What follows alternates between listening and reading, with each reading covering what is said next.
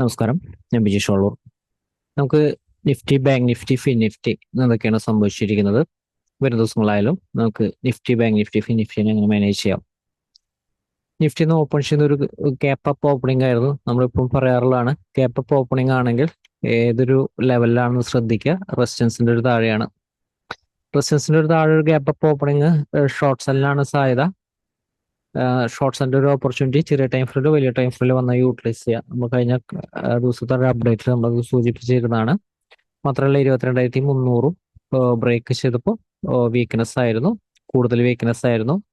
അടുത്ത സപ്പോർട്ട് ചെയ്യുന്ന 22,250 ഒന്ന് ബൗൺസ് ചെയ്യാനായിട്ട് ശ്രമിച്ചു, സാധിച്ചിരുന്നില്ല. 22,155 സപ്പോർട്ട് ഈ ഒരു ലെവലിൽ നിന്നും ഒന്ന് ബൗൺസ് ചെയ്യാനായിട്ട് ശ്രമിച്ചു.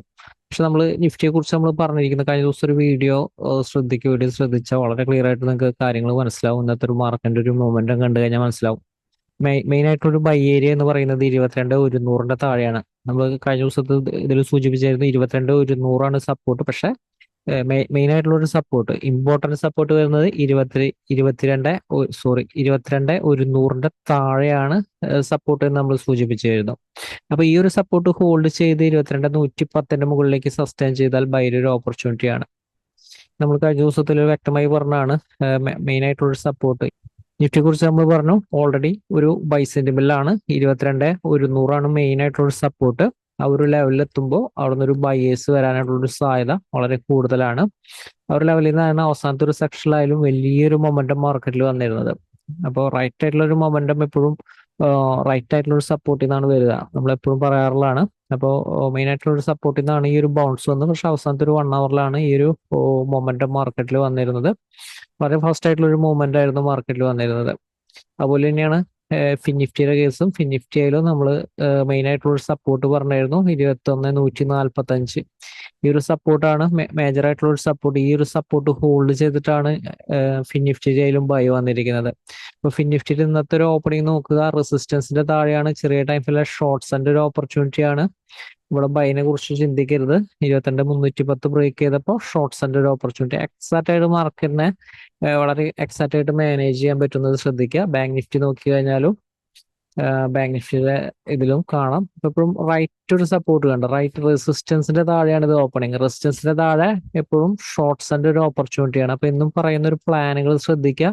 മെയിൻ ആയിട്ടുള്ള ഒരു സപ്പോർട്ട് ചെയ്യുന്ന ഒരു ബൗൺസ് നമ്മൾ സൂചിപ്പിച്ചിരുന്നു. ഈ ഒരു ഏരിയസിൽ നിന്ന് ഏതോ അഗ്രസീവ് ആയിട്ടുള്ള ഷോർട്ട്സിന്റെ ഒരു ഓപ്പർച്യൂണിറ്റി യൂട്ടിലൈസ് ചെയ്തതെന്ന് സൂചിപ്പിച്ചതാണ്. അപ്പൊ എപ്പോഴും മാർക്കറ്റിന്റെ ആ ഒരു ട്രെൻഡ് നിലനിൽക്കാനായിട്ട് റൈറ്റ് ആയിട്ടുള്ള ഒരു സപ്പോർട്ട് റെസിസ്റ്റൻസ് ആണ് എപ്പോഴും സഹായിക്കുന്നത്. നമുക്ക് മാർക്കറ്റിന്റെ ഒരു ദിവസം നമുക്ക് മാനേജ് ചെയ്യുന്നത് എങ്ങനെയാന്ന് നോക്കാം. നിഫ്റ്റിയിലും വലിയൊരു മൊമെന്റ് ആണ് മാർക്കറ്റിൽ അവസാനത്തെ ഒരു സെക്ഷനിൽ കണ്ടിരുന്നത്. അപ്പോൾ നിഫ്റ്റിയിലും ഒരു സപ്പോർട്ട് ചെയ്തൊരു ലെവലാണ്. നിഫ്റ്റിക്കയിലും ഇപ്പോൾ വരും ദിവസങ്ങളിലായാലും നിലനിർത്തേണ്ട ഒരു സപ്പോർട്ട്.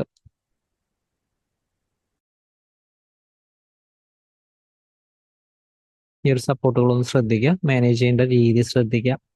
വലിയൊരു ഗ്യാപ്പ് അപ്പ് ഓപ്പണിംഗ് ആണ് നിഫ്റ്റി ചെയ്യുന്നത്. 22,500 മുകളിലാണ് ഓപ്പൺ ചെയ്യുന്നതെങ്കിൽ ബൈർ ഓപ്പർച്യൂണിറ്റി ചെറിയ ടൈമിലേക്ക് കിട്ടി കഴിഞ്ഞാൽ യൂട്ടിലൈസ് ചെയ്യാം. പക്ഷെ 22,522 മുകളിലേക്ക് ഒരു ക്യാനിൽ ക്ലോസ് ചെയ്യണം. ക്ലോസ് ചെയ്ത ബൈർ ഓപ്പർച്യൂണിറ്റി 22,500 സ്റ്റോപ്പ് ലോസ് പ്ലേസ് ചെയ്തുകൊണ്ട് ബൈർ ഓപ്പർച്യൂണിറ്റി. ഷോർട്ട് സെന്റർ ഓപ്പർച്യൂണിറ്റിക്ക് പ്രത്യേകം ശ്രദ്ധിക്കുക. 22,500 താഴത്തേക്ക് ഇതൊരു സൈക്കോളജിക്കൽ ആയിട്ടുള്ള ഒരു നമ്പറാണ്. അപ്പൊ അതുകൊണ്ട് തന്നെ 22,490 പ്രത്യേകം ശ്രദ്ധിക്കുക. ഷോർട്ട് സെന്റർ ഓപ്പർച്യൂണിറ്റി 22,490, അതായത് 10 പോയിന്റ് താഴെ ഒരു ക്യാനിൽ ക്ലോസ് ചെയ്താൽ ഉടനെ ഷോർട്ട് സെല്ലിന്റെ ഓപ്പർച്യൂണിറ്റി യൂട്ടിലൈസ് ചെയ്യാം. അപ്പോൾ ഓപ്പൺ ചെയ്യുന്നത് 22,500 തൊട്ട് താഴെയാണെങ്കിൽ ഷോർട്ട് സെല്ലിനാണ് സാധ്യത.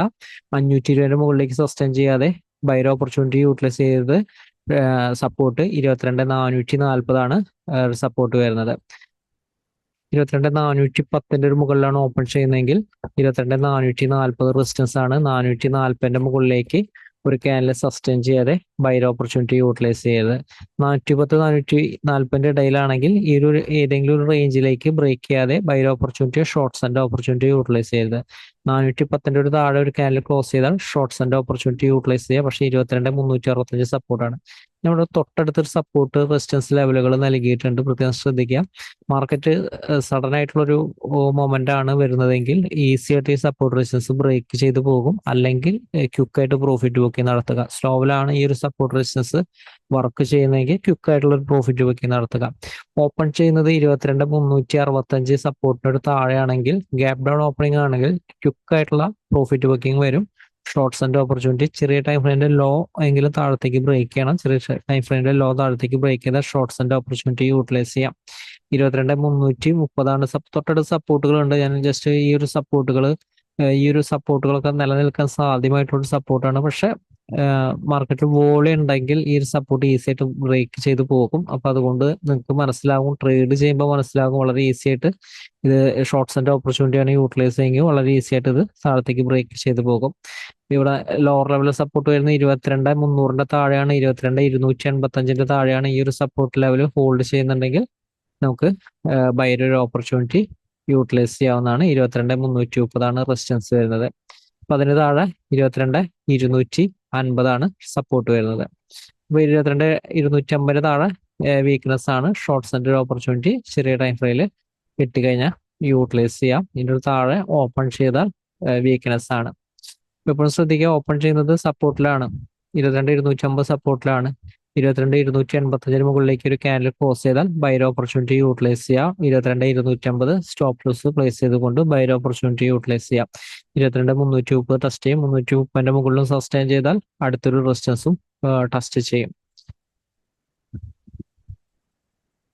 അപ്പോൾ നിഫ്റ്റിയിലായാലും ഇത്ര ലെവലുകൾ ഫോളോ ചെയ്ത് എക്സാക്ട് ആയിട്ടുള്ള ട്രെൻഡിൽ നിലനിൽക്കുക. ഹയർ ലെവൽ റെസിസ്റ്റൻസ് നോക്കുക. 22,500 അടുത്തൊക്കെ സ്ട്രോങ് റെസിസ്റ്റൻസ് ലെവലുകളാണ്. അതുപോലെ തന്നെ ഈ ഒരു ലെവലിലായാലും സഡൻ ആയിട്ടുള്ള ഒരു അപ്പ് മൂവ്മെന്റ് എക്സ്പെക്ട് ചെയ്യരുത്. ക്വിക്ക് ആയിട്ടുള്ള ഒരു പ്രോഫിറ്റ് ബുക്കിംഗ് നടത്തി മുന്നോട്ട് പോവുക. അപ്പോൾ ബാങ്ക് നിഫ്റ്റി ഇന്നത്തെ ഒരു മൊമെന്റം ശ്രദ്ധിച്ചാൽ മനസ്സിലാവും, റൈറ്റ് ആയിട്ടുള്ള രീതിയിലാണ് ആ ഒരു മൊമെന്റം കിട്ടിയിരിക്കുന്നത്. എപ്പോഴും നമ്മൾ പറയാറുള്ളതാണ്, റെസിസ്റ്റൻസിന്റെ ഒരു താഴെയാണ് ഓപ്പൺ ചെയ്യുന്നത്, അതിനനുസരിച്ച് എപ്പോഴും ട്രേഡുകൾ പ്ലാൻ ചെയ്യുക. വരും ദിവസങ്ങളിൽ നമുക്ക് എങ്ങനെയാണ് ബാങ്ക് നിഫ്റ്റിനെ മാനേജ് ചെയ്യാൻ പറ്റാം എന്ന് നമുക്ക് നോക്കാം. ഏതാണ് റൈറ്റ് റെസിസ്റ്റൻസ്? ബാങ്ക് നിഫ്റ്റി ആണെങ്കിൽ ഹയർ ലെവൽ റെസിസ്റ്റൻസ് 48,100 100 മുകളിലാണ് ഓപ്പൺ ചെയ്യുന്നതെങ്കിൽ ബൈർ ഓപ്പർച്യൂണിറ്റി ചെറിയ ടൈമിൽ കിട്ടിക്കഴിഞ്ഞ് യൂട്ടിലൈസ് ചെയ്യാം. 48,260 റെസിസ്റ്റൻസ് ആണ്. 260 മുകളിലേക്ക് സസ്റ്റെയിൻ ചെയ്താലാണ് ഇനി അടുത്തൊരു ബൈർ ഓപ്പർച്യൂണിറ്റി. ഇത് ഹയർ ലെവൽ സ്ട്രോങ് റെസിസ്റ്റൻസ് ആയിട്ട് ആക്ട് ചെയ്യും. ബാങ്ക് നിഫ്റ്റിയിൽ ഓപ്പൺ ചെയ്യുന്നത് ഗ്യാപ്പ് അപ്പ് ഓപ്പണിംഗ് ആണ്. റെസിസ്റ്റൻസിന്റെ താഴെയാണെങ്കിൽ ഷോർട്ട്സിന്റെ ഓപ്പർച്യൂണിറ്റി യൂട്ടിലൈസ് ചെയ്യാം. 47,960 സപ്പോർട്ട് വരുന്നത്. ഗ്യാപ്പ് ഡൗൺ ഓപ്പണിംഗ് ആണ്. 47,960 ബ്രേക്ക് ചെയ്ത് ഷോർട്ട്സിന്റെ ഓപ്പർച്യൂണിറ്റി യൂട്ടിലൈസ് ചെയ്ത് 960 താഴെ ഒരു ക്യാൻഡിൽ ക്ലോസ് ചെയ്താൽ ഉടനെ ഷോർട്ട്സിന്റെ ഓപ്പർച്യൂണിറ്റി യൂട്ടിലൈസ് ചെയ്യാൻ 47,860 സപ്പോർട്ട് കാണുന്നുണ്ട്. അതുപോലെ തന്നെ 47,740 സപ്പോർട്ട് കാണുന്നുണ്ട്. ഇപ്പോൾ ബാങ്ക് നിഫ്റ്റിയിലും ഇതാണ് ലോവർ ലെവൽ സപ്പോർട്ട് വരുന്നത്, ഹയർ ലെവൽ റെസിസ്റ്റൻസ്. ഈ ഒരു സപ്പോർട്ട് റെസിസ്റ്റൻസ് ഉപയോഗിച്ചുകൊണ്ട് എക്സാക്ട് ആയിട്ടുള്ള ട്രേഡ് നമുക്ക് മാനേജ് ചെയ്യാനായിട്ട് കിട്ടും. നിഫ്റ്റി നമുക്ക് നോക്കുകയാണെങ്കിൽ നിഫ്റ്റിയിലും വരും ദിവസങ്ങളിലെ സപ്പോർട്ട് റെസിസ്റ്റൻസ് നമുക്ക് നോക്കാം. നിഫ്റ്റിയുടെ സിറ്റുവേഷൻ ആണ് ശ്രദ്ധിക്കുക. ഹയർ ലെവൽ സ്ട്രോങ് റെസിസ്റ്റൻസ് ആണ് 21,475. 21,500 അല്ല, 21,475 ആണ് സപ്പോർട്ടായിട്ട് ആക്ട് ചെയ്യുക. ഓപ്പൺ ചെയ്യുന്ന ഇതിന്റെ ഒരു മുകളിലാണെങ്കിൽ സ്ട്രോങ് ആയിട്ടുള്ള ഒരു ബൈ ആയിരിക്കും. പക്ഷെ 475 താഴെ ഒരു ക്യാൻഡിൽ ക്ലോസ് ചെയ്താൽ ഒരു കാരണവശാലും ബൈർ ഓപ്പർച്യൂണിറ്റി യൂട്ടിലൈസ് ചെയ്യരുത്. ഗ്യാപ്പ് അപ്പ് ഓപ്പണിംഗ് ആയിരുന്നാലും ഇതിന്റെ താഴെ ഷോർട്ട് സെല്ലാണ് സാധ്യത. 21,400 റേഞ്ച് കൂടി ബ്രേക്ക് ചെയ്താൽ വീക്ക്നെസ് ആണ്. ഓപ്പൺ ചെയ്ത് ഫ്ലാറ്റ് ഓപ്പണിംഗ് ആണ്. 21,400 ബ്രേക്ക് ചെയ്താൽ ഉടനെ ഷോർട്ട്സിന്റെ ഓപ്പർച്യൂണിറ്റി യൂട്ടിലൈസ് ചെയ്യാം. 21,335 സപ്പോർട്ട്, അതിനുശേഷം 21,265 സപ്പോർട്ട്, അതിനുശേഷം 21,160 സപ്പോർട്ട്. ഇൻ കേസ് ഓപ്പൺ ചെയ്യുന്ന ഗ്യാപ് ഡൗൺ ഓപ്പണിംഗ് ആണ്. 21,335 സപ്പോർട്ടിലാണെങ്കിൽ ബൈർ ഓപ്പർച്യൂണിറ്റിക്കാണ് കൂടുതൽ സാധ്യത. 21,400 എത്തുമ്പോൾ ക്വിക്കായിട്ട് പ്രോഫിറ്റ് ബുക്കിംഗ് നടത്തുക. നിഫ്റ്റി, ബാങ്ക് നിഫ്റ്റി, നിഫ്റ്റി ആയാലും ഇത്തരം ലെവലുകൾ ഫോളോ ചെയ്ത് എക്സാക്ട് ആയിട്ടുള്ള ട്രെൻഡിൽ നിലനിൽക്കുക. മാർക്കറ്റ് വലിയ അവസരമായിട്ട് നമുക്ക് വരും ദിവസത്തെ വീഡിയോസിൽ വീണ്ടും കാണാം. എല്ലാവരും ഷെയർ ചെയ്യുക, കമന്റ് ചെയ്യുക. Thank you.